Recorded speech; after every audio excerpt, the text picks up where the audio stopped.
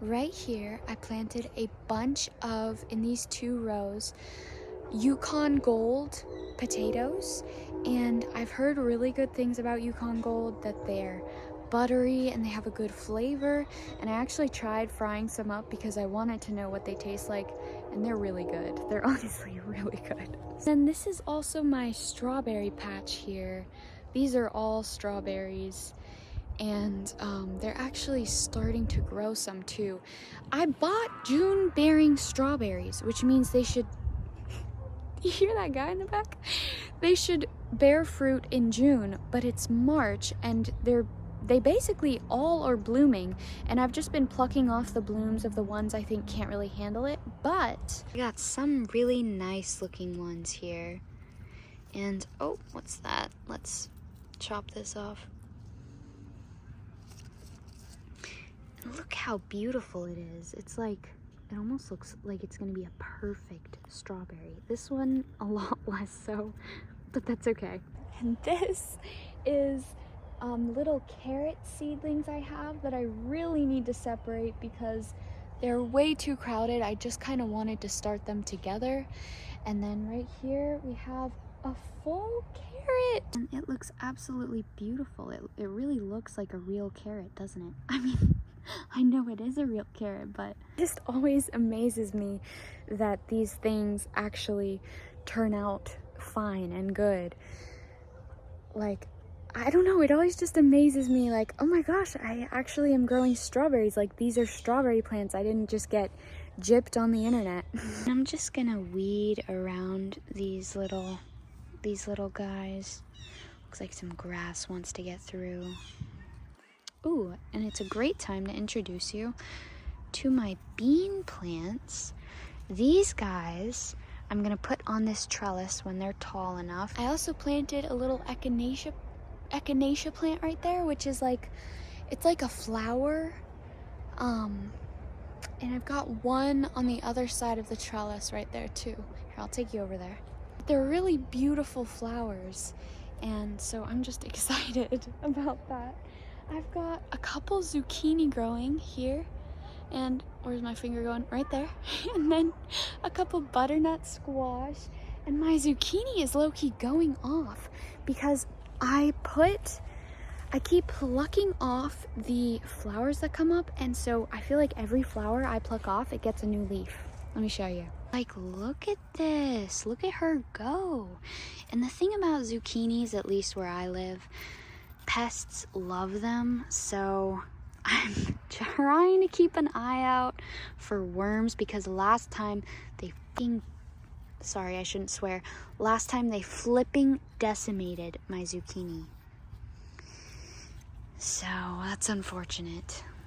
And I got a little squash growing here. It's looking like it wants to lay down almost. Zucchini, squash. And then this is the echinacea plant, and it's gonna grow a beautiful little flower.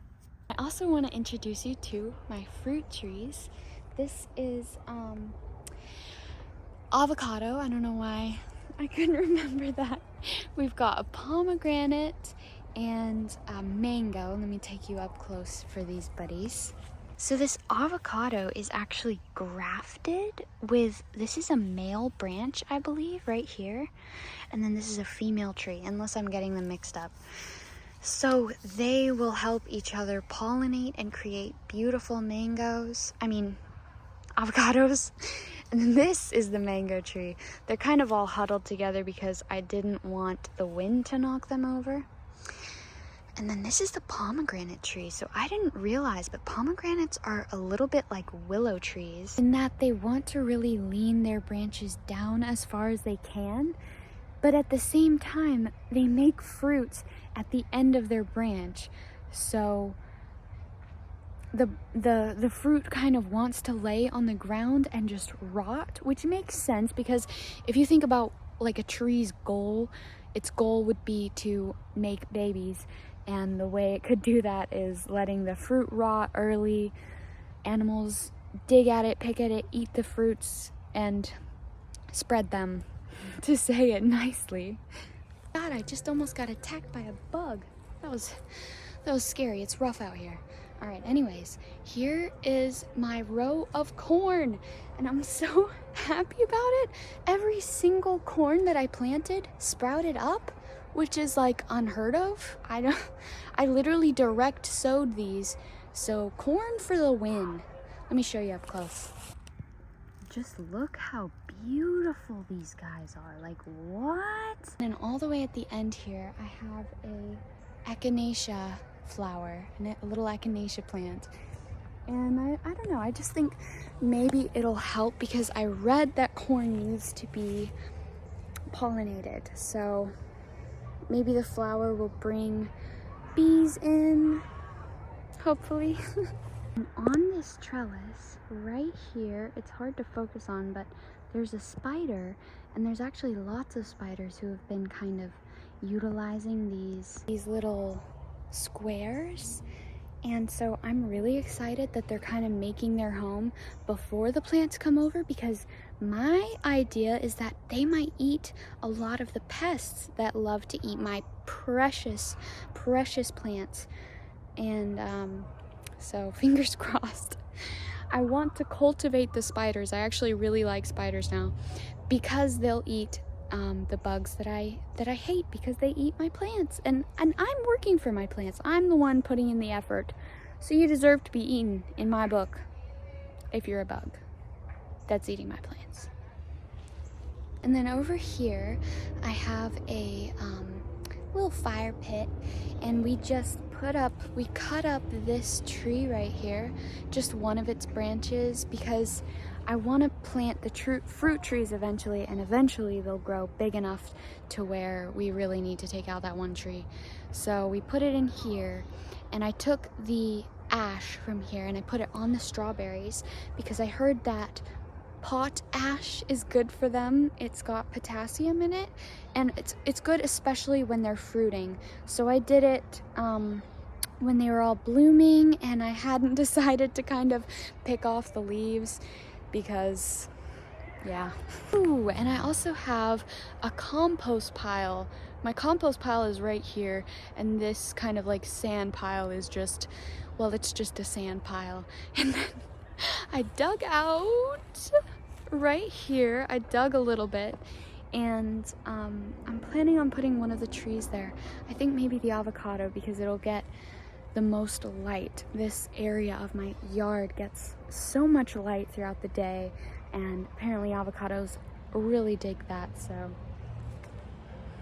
my boyfriend's dad actually helped us gather this like straw-like material from the front of our house, because it was like this really ugly, overgrown, like grass looking thing in the front of our house, and I didn't really like the look of it. He didn't either. We just kind of let it go. And so we might use that when it gets a little warmer. I heard that using light colored mulch will actually take the temperature of your garden down. So I might use it on the plants that don't appreciate that summer heat. And I also have a hypothesis that maybe it'll stop some bugs like slugs or anything else that kind of crawl, because it's kind of sharp, honestly. I wouldn't want to crawl across it if I was a bug. While we're on the topic, let me tell you a bit about my compost.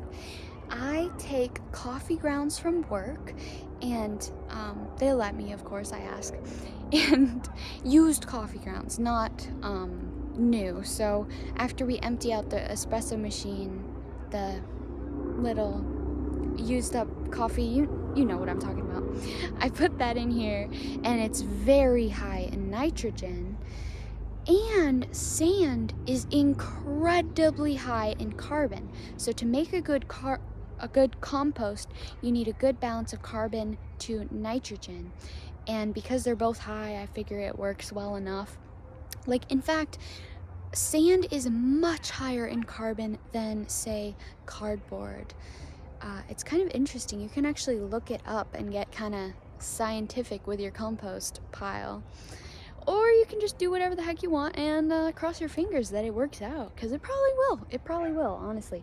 Gardening is like that. I've just been learning that more often now, that you can kind of do whatever you want and it'll turn out. Oh, here you see this beautiful bush and this tree, this like dead kind of tree back there. It actually has a beehive in it, and they're honeybees. So they must have escaped another farm, because bees will swarm and then the group will split up and they'll start a new hive. They'll do this routinely. And so the bees love this bush and they set up a hive right by it, which is really great for my garden because it's really not that far away. And I was thinking about maybe even setting up a hive out here, that in the hopes that maybe they would swarm and decide to move in. I know that's a very slight chance, but it could happen. It could. I feel so lucky to have this big yard. And the last place we lived, it was a much bigger house, but there was no yard, no yard at all. So that was kind of the trade-off, and honestly, I think it's totally worth it. Let's see. I don't see anyone. Oh, I think bees fall asleep. I think they all fell asleep. Well, maybe I'll show you tomorrow. Usually the mosquitoes are after me right now, but there aren't any, which is kind of sus. I'm like, where'd you guys go? Oh my gosh, I watched this video the other day about this guy saying he tries to cultivate dragonflies in his yard because they will absolutely destroy mosquitoes. And I really, really want to do that. And one of the best tips he had was putting bamboo stakes around because they love a place to rest. And I just have to start doing that and start creating a little ecosystem. I mean, I already am.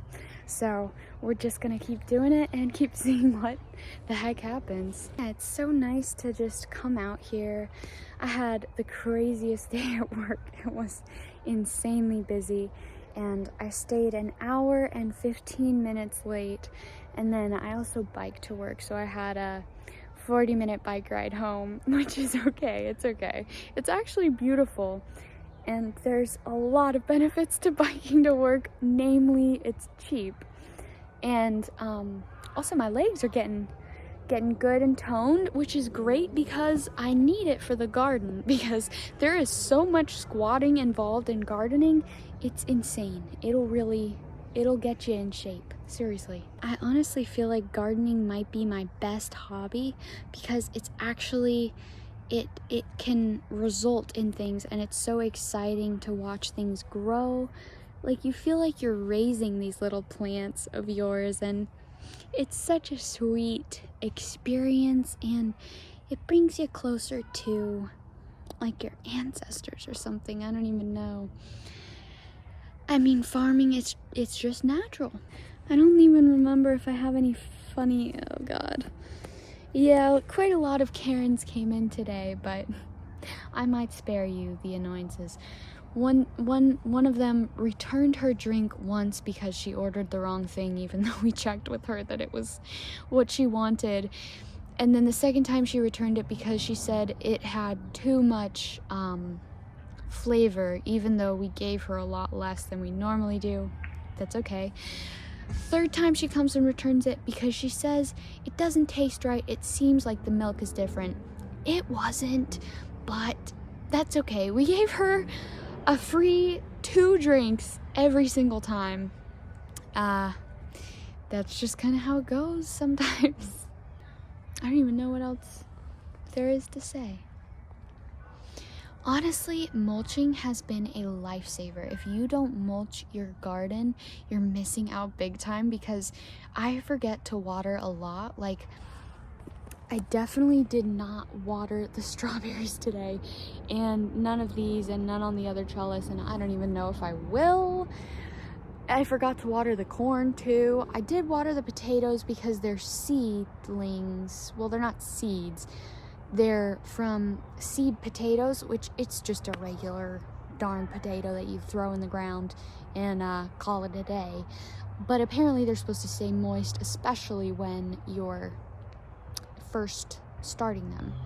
So That's the only thing I watered in my garden today, if I'm being honest with you, because it was cold out here. And yeah, I come out here to make a video about it and tour you around my garden. Maybe I should go water. Maybe I should go water.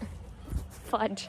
But anyways, mulching has really saved me so much hassle because watering is so annoying. Another thing I really want to get in the garden is a drip irrigation system. And I just feel watering is my biggest plight as a gardener. It's not the pests or the temperature differences, it's remembering to water and actually going out to water. And that's okay. We all have our struggles. All right, let's water these babies. I haven't been seeing any worms on my plants anymore, which is amazing. I'm all for it, but it is a little weird. I'm like, where did you guys go? Maybe a natural predator found them. Something I do deal with is ants. I've got quite a lot in the garden. I'll hollow out just a little bit, leave a little dip for the water to kind of stay. And with strawberries, you also have to check that their crowns aren't too covered by sand or whatever material your backyard is. Because they're just picky about that. We all have our things, and that's their thing. So you have to be careful about that when you do this method, but it does keep the water more concise, which I appreciate because, as I've said before, I hate watering. You can also water on the side of the bowl of the strawberries so that their leaves don't get as wet, because at least here, wet leaves, like there's this crazy fungus that grows here when I accidentally wet the leaves, and it's rainy here too, and that grows the fungus, so like there's no winning. Honestly, strawberries are a lot harder than I thought they would be, but we're gonna see eventually if the turnout is worth it. I did actually pluck my first strawberry. It was the very first one that bloomed, and at first when the plant bloomed, I plucked off all the flowers, but then when it bloomed again, I was like, well, let me just see what happens. So I grew a strawberry, and I was expecting it to be like the best strawberry in the world, and it's so juicy and beautiful, and you can tell that you grew it because you made it with love and care, and it was honestly a little bit sour, which is okay. Oh, because it's early in the season, so I think later on they should be less sour. And I also ate it cold. I forgot if you were supposed to eat it cold or warm, and I think you're supposed to eat it a little bit warm so that the strawberry flavor, like sun warmed, so that the strawberry flavor really comes out. But I had put it in the fridge because I wanted to split it with my boyfriend, the single strawberry that we had. And yeah, so we'll see how these next rounds of strawberries do. I gave them potash too, so maybe they'll be extra good. We'll see. I'll let you know. I will certainly. You'll be the first to know. Geese, geese, geese. Look at these birds. Hi, buddies. Don't poo on me, please. They landed right up there. That's so funny. Cute little ducks. I thought they were geese, but they're actually ducks. My neighbor, they land on her trees all the time. These like wild ducks. I don't know where they come from, but they're off. Making their rounds, They're surveying the land. What do wild ducks eat? Do they eat mosquitoes? Because if they do, I might have to get some. You have a friend where it's good to hang out because you guys will get stuff done together, and it's like actually fun as well. That's like you right now. You're my friend who I like to hang out with because we get stuff done together, and it's fucking amazing. And maybe I'm your friend who we hang out together because you get to sit in your bed and chill and not think about things. Maybe you don't even have a garden, and that's totally cool. You can live vicariously through me and my garden. Okay, let's go. This hose is so annoying. Oh my God, will you just cooperate? Ooh, I feel like I saw a mosquito. All right, let's finish this up, boys. This is what I'm talking about. What the heck is going on? It's evil. It's possessed. Demonic possession of my strawberry plants.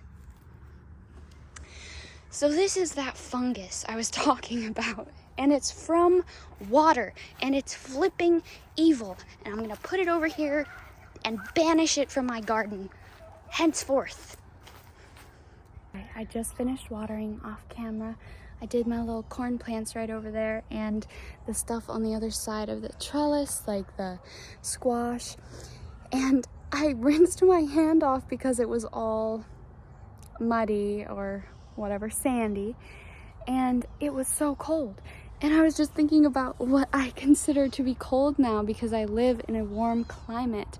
And I used to live in such a cold climate. I mean, so much snow. It was freezing.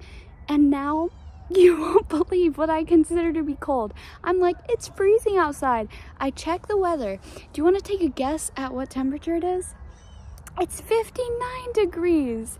59, 5-9. Can you believe that? Me, like 3 years ago, would be like, you weakling, that's shorts weather. That's like sundress weather. That's go outside and frolic in the sunshine. Not anymore. That's chilly. That's so chilly. It's flippin' freezing. I've got pants and a sweatshirt on. I'm good. I'm good. I'm good from the cold. I had it and I loved it. And now I love the warmth. It's very nice. Yeah. Well, I think that's it because the mosquitoes are trying to eat me now. It's about that time. So I'm gonna go inside and I'll see you later.